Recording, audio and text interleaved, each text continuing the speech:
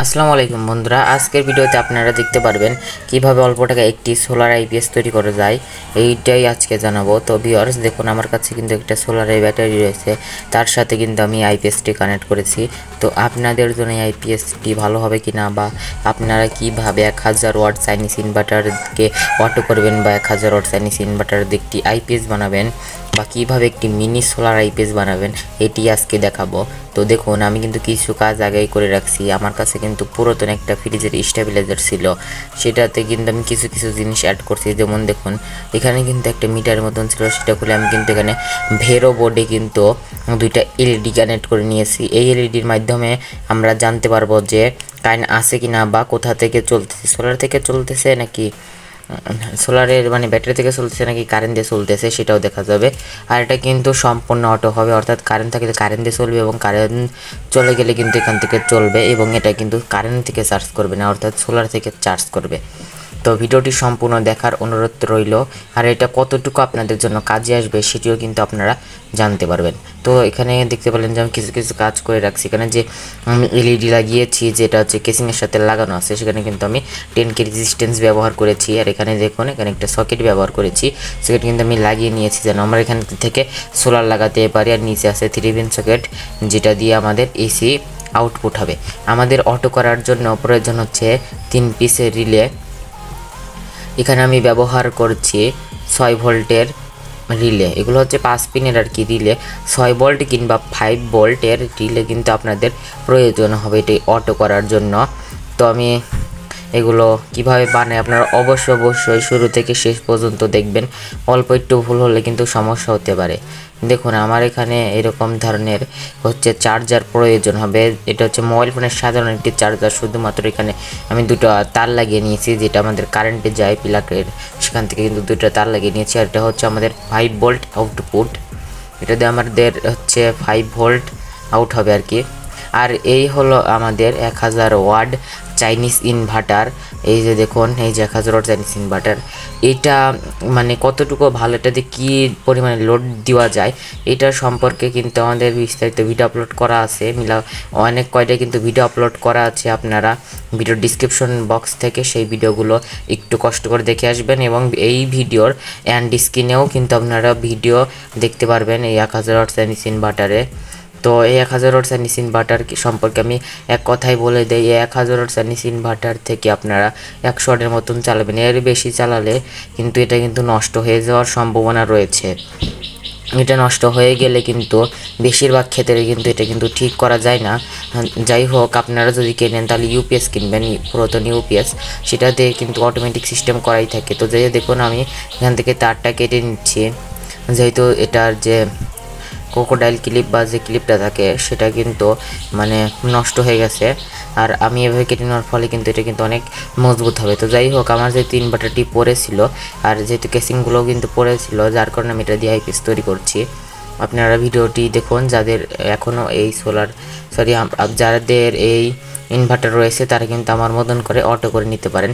আপনারা এই ইনভার্টার দিয়ে, অর্থাৎ আমি যে আইপিএসটি তৈরি করছি ইনভার্টার দিয়ে, আপনারা এটা দিয়ে 100 ওয়াট লোড দিবেন 1000-এর কাছে।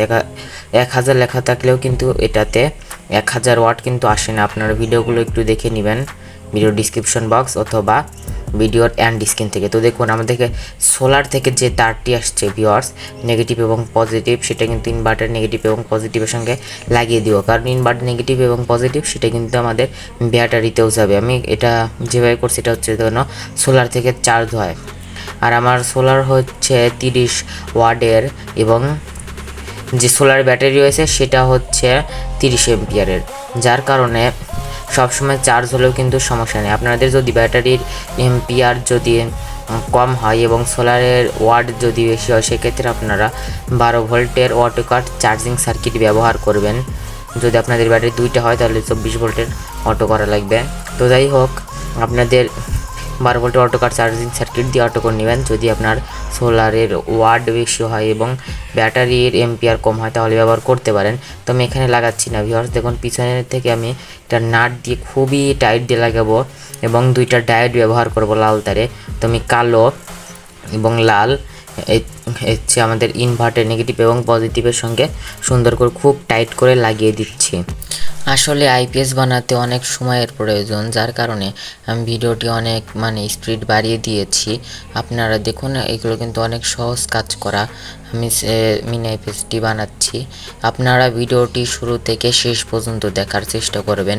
কোনো অংশ কেটে কেটে বা টেনে টেনে আপনারা দেখবেন না, তাহলে কিন্তু আপনারা এই জিনিসটি তৈরি করতে পারবেন না বা কিন্তু কোনো সমস্যা হতে পারে। তো ভিউয়ার্স দেখুন, আমি এটা কিন্তু সম্পূর্ণ তৈরি করে নিয়েছি, যেহেতু এটা বানাতে অনেক সময়ের প্রয়োজন হয়।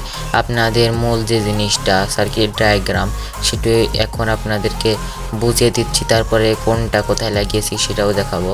তাকে আপনাদের সার্কিটের ডায়াগ্রামটি আমি বুঝিয়ে দিচ্ছি। প্রথমে এটার যেখান থেকে আমি 220 ভোল্ট অর্থাৎ কারেন্ট ইন করেছি সেখান থেকে শুরু করি।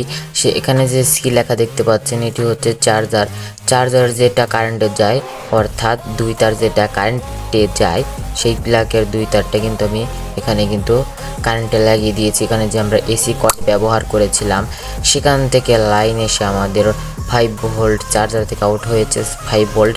সেখান থেকে কিন্তু আমি 3টা যে রিলে ব্যবহার করেছিলাম সেই 3টা রিলেতেই আমি লাইন দিয়ে দিয়েছি।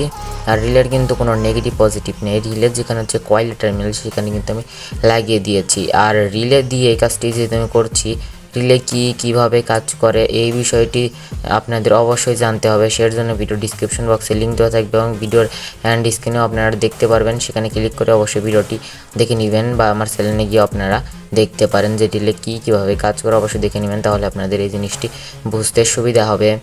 দেখুন, আমাদের যে 1000 ওয়াট জাইনিস ইনভার্টারের যেটা সুইচের টার্মিনাল, সেই সুইচ আমি কিন্তু খুলে নিয়েছি এবং তারপরে কিন্তু আমাদের সেখান থেকে যে লাইন আউটপুট হয়েছে সেটাই কিন্তু আমি নিয়ে গিয়ে, অর্থাৎ সেই 2টা তার একসাথে করলে ইনভার্টার চালু হয়ে যায়, সেটা কিন্তু আমি কিন্তু সুইচে লাগিয়েছি। আপনারা দেখতে পাচ্ছেন সে সুইচে নিয়েছি। আমাদের রিলের যেটা নর্মালি ক্লোজ যে টার্মিনালটি রয়েছে সেটার সাথে কিন্তু আমি লাগিয়ে নিয়েছি এবং আরেকটা তার আমি মাঝখানে কিন্তু লাগিয়ে দিয়েছি। আপনারা একটু ভালো করে দেখুন। তারপরে যে কানেকশনটি রয়েছে, তারপরে আমি এই রিলে থেকে আবার আর এক জায়গায় যে আমি এখান থেকে 5 ভোল্ট নিয়েছি চেঞ্জ ওভারে, সেটা আমি এখন আপনাদেরকে দেখাচ্ছি চেঞ্জ ওভারটা কীভাবে করলাম। এখন কিন্তু একটা রিলে লাগানোর ফলে এখন শুধুমাত্র কারেন্ট গেলে কিন্তু রিলেটি চালু হয়ে যাবে, কিন্তু আমাদের কারেন্ট থাকলে কারেন্ট দিয়ে চলবে, কারেন্ট চলে গেলে এখান থেকে চলবে। সেই সিস্টেমটি এখন করব। সেই সিস্টেমটি কিভাবে করতে হয় সেটা দেখাবো। সেটার জন্য আমাদের এখানে আমি 2টা রিলে ব্যবহার করেছি। তো দেখুন, আমি কিন্তু এখানে 5 ভোল্ট কিন্তু 2টা রিলেতেই কিন্তু দিয়ে দিয়েছি। কয়েল টার্মিনাল 2 সাইডে যে 2টা ইয়া থাকে সেখানে আপনারা কিন্তু এখানে ভুল করবেন না, ভুল করলে কিন্তু বড় ধরনের একটা দুর্ঘটনা বা সমস্যা হতে পারে। তো এখানে রিলের যে কমন টার্মিনাল থাকে 2টা রিলে কিন্তু নিউট্রাল ফেজের জন্য কাজ করবে। তো আমি সেখান থেকে কিন্তু আউটপুট কিন্তু করে নিয়েছি। 2টা রিলের কমন টার্মিনাল থেকে আমাদের আউটপুট হয়েছে নিউট্রাল ফেজ। আমাদের যে ইনভার্টারের আউটপুট রয়েছে সেখান থেকে নিউট্রাল ফেজ এনে আমি কিন্তু নিউট্রাল ফেজের জন্য কিন্তু 2টা রিলে ব্যবহার করেছি, একটা ফেজ এবং একটা ফেজ হবে একটা রিলে এবং আরেকটা নিউট্রাল হবে একটা রিলে। তো রিলের যেটা হচ্ছে নর্মালি ক্লোজ থাকে সেটা যাবে হচ্ছে আমাদের ইনভার্টার থেকে একটা তার এনে আমাদের সেখানে লাগবে এবং ওই রিলেতে যদি আমি ইনভার্টার থেকে ফেজ আনি, আবার ওই রিলেতে আবার আমাদের কারেন্ট থেকে ফেজ এনে, অবশ্যই মনে রাখবেন কারেন্ট থেকে ফেজ এনে সেই রিলের ওপেন টার্মিনালে লাগাতে হবে। সেম একইভাবে ইনভার্টার থেকে নিউট্রাল এনে রিলের ক্লোজ টার্মিনাল লাগাতে হবে এবং কারেন্ট থেকে 220 ভোল্টের যে ইনপুট সেখান থেকে আপনারা একটা তার এনে নিউট্রাল তার এনে আবার ওই রিলের নর্মালি ওপেন টার্মিনালে আপনারা লাগিয়ে দিবেন। তো এই হলো মোটামুটি একটা কানেকশন। তো এখন আমি আপনাদেরকে এটা সম্পূর্ণভাবে এখন বুঝিয়ে দিচ্ছি। এটা আমি কিছুক্ষণ পরে প্র্যাকটিক্যালি আপনাদেরকে বুঝিয়ে দেবো। তো দেখুন, আমাদের যেখানে আমি সিস্টেম করেছিলাম কারেন্ট থাকলে কারেন্ট দেখা যাবে, কারেন্ট চলে গেলে এখান থেকে আইপিএস দিয়ে চলতেছে সেটাও দেখা যাবে। সেটা করার জন্য কারেন্ট থাকলে কারেন্টে বোঝা যায়, সের জন্য চার্জার থেকে আপনার একটা 1K রেজিস্ট্যান্স লাগিয়ে সেটাতে কিন্তু আপনার একটা এলইডি লাইট লাগিয়ে দিবেন, তাহলে কারেন্ট থাকলে কারেন্ট বোঝা যাবে। এবং কারেন্ট চলে গেলে আমাদের এই যে ইনভার্টারতে একটা যে একটা লাইট জ্বলে সেই টার্মিনালটি দুইটা এনে বাইরে আপনারা একটি লাইট লাগিয়ে দিবেন, তাহলে কারেন্ট চলে গেলে এটা বোঝা যাবে। এবং আমাদের ব্যাটারিতে চার্জ হচ্ছে কিনা বা সোলার থেকে চার্জ হচ্ছে কিনা সেটা কীভাবে বুঝবেন, বা সোলার আছে কিনা সেটার জন্য আমি এখন কীভাবে চার্জিং সিস্টেম করেছি আগে চার্জিং সিস্টেমটি দেখাই। এখানে আমি দুইটা ডায়োড ব্যবহার করেছি, আপনারা অবশ্যই ভালো মানের বড় ডায়োড ব্যবহার করবেন। ডায়োডের পজিটিভ এবং নেগেটিভ একসাথে করে নেবেন, অর্থাৎ একটা পজিটিভ একটা নেগেটিভ আর একটা নেগেটিভ প্যারালালে কানেকশন দিয়ে নেবেন। তো যাই হোক, মানে সোলার থেকে যেটা পজিটিভ আছে সেই পজিটিভটা যাবে ডায়োডের কালোতে অর্থাৎ নেগেটিভ, এবং আউটপুট কিন্তু পজিটিভই হবে, সাদা আউটপুট হবে অর্থাৎ পজিটিভ হবে। সেটা কি আপনারা সরাসরি ব্যাটারিতে লাগিয়ে দিবেন এবং যে কালোটা আছে সেটা সরাসরি ব্যাটারিতে লাগিয়ে দিবেন। আর এখন মানে ব্যাটারিতে চার্জ আছে কিনা সেটা দেখার জন্য আপনারা হচ্ছে 10K রেজিস্ট্যান্স ব্যবহার করবেন। 10K রেজিস্ট্যান্স নেবেন, তারপরে হচ্ছে আপনি যেভাবে মানে কানেকশন দিয়েছি এলইডিতে সেভাবে দিয়ে দিবেন। তারপরে যেটা ব্যাটারি দেখবেন পজিটিভটা ব্যাটারিতে লাগাবেন এবং আপনাদের যে নেগেটিভ আছে সেটা কমেন্ট করে ব্যাটারি নেগেটিভে লাগিয়ে দেবেন, তাহলে ব্যাটারি থাকলে ব্যাটারি বোঝা যাবে। এবং সোলার আছে কিনা, নেগেটিভ কিন্তু ওইটাই থাকবে যেটা ব্যাটারিতে লাগালেন সরাসরি। এবং মানে সোলার থেকে যে চার্জটা দেখবেন আছে কিনা সেইটার জন্য আপনারা যে মানে রেজিস্ট্যান্স 10K রেজিস্ট্যান্স লাগানোর পর সেইটা কিন্তু সরাসরি প্যানেলে যাবে, অর্থাৎ ডায়োডের আগে যাবে। এই হলো মূলত এটার কানেকশন। তো এটা যদি আমি সম্পূর্ণভাবে আরও ভালোভাবে বোঝাতে চাই তাহলে হয়তো বা ভিডিও অনেক বড় হয়ে যাবে। তাছাড়া আমি কিন্তু প্রায় সব জিনিসই কিন্তু আপনাদেরকে আমি বলে দিয়েছি, আপনি যেভাবে বলেছি আপনারা এইভাবে করলে কিন্তু জিনিসটি বানাতে পারবেন। তো ডায়াগ্রাম অনুযায়ী কিন্তু আমি দেখতে পাচ্ছেন এখানে কানেকশনটা করে নিয়েছি। আপনারা ভিডিওটি আরেকবার দেখলে কিন্তু ভালোভাবে বুঝে যাবেন। তো দেখুন এখানে আমি যে 3 পিন সকেট ব্যবহার করছি, এখান থেকে আউটপুট, আর এটা হচ্ছে দুইটা লাল কালো হচ্ছে ব্যাটারির আউটপুট, এবং আমি সোলারের জন্য কিন্তু একটা সকেট ব্যবহার করেছি। তো এই যে আমাদের এটা যাবে হচ্ছে ব্যাটারিতে, এটা আমার হচ্ছে সোলার চার্জ কন্ট্রোলের সমস্যা ছিল, তাই ভাবলাম যেহেতু এগুলো পড়ে গেছে তাই এটা দিয়ে একটা আইপিএস তৈরি করা যায় কিনা। তো অনেক সুন্দর একটি আইপিএস তৈরি হয়েছে। তো ভিউয়ার্স দেখুন আমি মানে ডায়াগ্রামে দেখানো অনুযায়ী কিন্তু আমি কিন্তু এখন মানে কানেকশনটি কিন্তু করে নিয়েছি। ভিডিওটি কিন্তু অনেক বড় হয়ে যাচ্ছে, আপনাদেরকে আরও সংক্ষেপে আমি মানে ভিডিওটি শেষ করার চেষ্টা করব। তো মানে যেভাবে দেখাচ্ছি সেভাবেই কিন্তু আমি কানেকশন করেছি। দেখুন কিন্তু অনেক মোটা তার দিয়ে দিয়েছি। দেখুন আপনারা কিন্তু এখানে মোটা তার ব্যবহার করবেন ব্যাটারি চার্জের জন্য। তো এটা দিয়ে আমার ব্যাটারি ভালোই চার্জ হয়। আমি মানে আপনাদেরকে বলবো যাদের মানে 30 ওয়াটের প্যানেল রয়েছে, আমার যেরকম 30 ওয়াটের প্যানেল 30 এম্পিয়ারের ব্যাটারি, এর জন্য আমি কিন্তু সরাসরি দিয়ে দিয়েছি ডায়োড দিয়ে। অবশ্যই ডায়োড ব্যবহার করবেন, ডায়োড ছাড়া কিন্তু আপনার সোলারে দিবেন না, তাহলে কিন্তু সমস্যা হতে পারে। এই দুইটা সোলার, এই দুইটা হচ্ছে আমার ব্যাটারি দেখার জন্য। তো আমি এখন এটা চালিয়ে দেখাচ্ছি। আর যাদের হচ্ছে সোলারের ব্যাটারির এম্পিয়ার কম এবং মানে সোলারের ওয়াট হচ্ছে বেশি, সেক্ষেত্রে আপনার অটো কাট চার্জিং সার্কিট ব্যবহার করবেন। আপনি এই যে এলইডিগুলো আপনারা একটু দেখে নেবেন, সব বলতে গেলে আর কি অনেক সময় লাগবে। আমি কীভাবে এটা করেছি চার্জিং দেখার জন্য ছোটো করে একটা সিস্টেম করে নিয়েছি। তো চলুন এটা আমি এখানে লাগাই, তারপরে আপনাদেরকে এটি সিস্টেম করি। এই হলো আমার সোলার সিস্টেম। এটার এখন আমি এই আইপিএসটি এখানে লাগাবো। এটা আর কি মিনি আইপিএস, এটা দিয়ে আপনারা কারেন্টের ছোটোখাটো এলইডি লাইট বাল্বগুলো আপনারা জ্বালাতে পারেন। কারেন্ট থাকলে কারেন্টে চলবে, কারেন্ট চলে গেলে এখান থেকে চলবে। এখানে দেখতে পাচ্ছেন একটি ছোট্ট একটি কাট আউট রয়েছে, আপনারা অবশ্যই একটি ফিউজ ব্যবহার করবেন। আমি এখানে ফিউজ হিসেবে ফিউজ কাট আউট ব্যবহার করছি।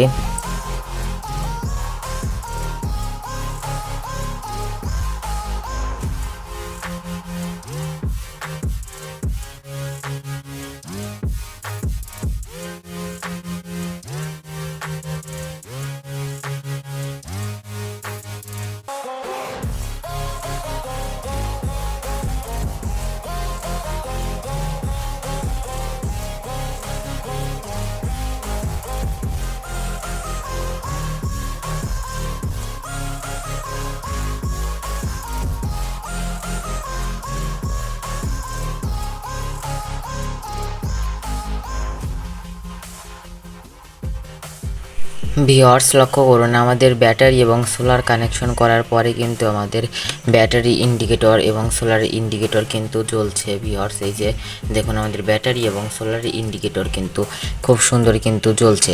আমাদের কাছে রয়েছে একটি এলইডি বাল্ব, যেটার মাধ্যমে আপনাদেরকে চেক করে দেখাবো যে এই জিনিসটা আসলে ঠিক আছে কিনা। তো চলুন আমি এটা হচ্ছে পিছনে আমাদের যে 3 পিন সকেট রয়েছে সেই 3 পিন সকেটে কিন্তু আমি এটা কানেকশন দিয়ে দিলাম। এই যে আমাদের হলো 3 পিন সকেট, এটা আপনারা হচ্ছে প্লাগ লাগিয়ে যে কোনো লোড এখানে লাগাতে পারেন। আপনারা সবচেয়ে ভালো হয় ছোটোখাটো এরকম যে এলইডি লাইটগুলো আছে, যেটা আমি জ্বালিয়ে দেখাচ্ছি, এরকম ছোটোখাটো এলইডি লাইট কিন্তু আপনারা চালাতে পারেন। তো এখান থেকে আমি এখন যদি সুইচটা দিই তাহলে দেখুন কি হয়, আপনারা একটু ভালো করে লক্ষ্য করার চেষ্টা করবেন। যারা বানাতে চান তারা ভিডিওটি সম্পূর্ণ বারবার দেখুন। তো আমার পিছনে একটু লুজ কানেকশন আছে, অবশ্যই আপনারা এটা কিন্তু প্লাগ দিয়ে ব্যবহার করবেন ভিউয়ার্স। তো দেখুন এটা আমরা কিন্তু কারেন্টেই প্লাগ দেই নেই, এখন এখান থেকেই আমাদের কিন্তু চলতেছে। আর ভিডিওতে কোনো জায়গায় যদি বুঝতে সমস্যা হয় তাহলে অবশ্যই কমেন্ট করবেন, তাহলে আমি আপনাদেরকে কমেন্টের মাধ্যমে রিপ্লাই দেওয়ার চেষ্টা করবো। এখন কিন্তু এটা মানে ম্যানুয়ালি কিন্তু বন্ধ চালু হচ্ছে। আর আপনারা অবশ্যই এই জিনিসটি খেয়াল রাখবেন, ব্যাটারি এই 2 তারে কিন্তু আপনারা কখনোই হাত দিবেন না।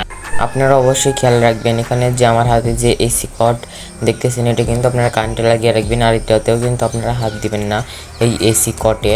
তো এটা আমি লাগিয়ে দিলাম, আপনারা এই এসি কট সবসময় লাগিয়ে রাখবেন, এটাতে হাত না দেওয়াই ভালো।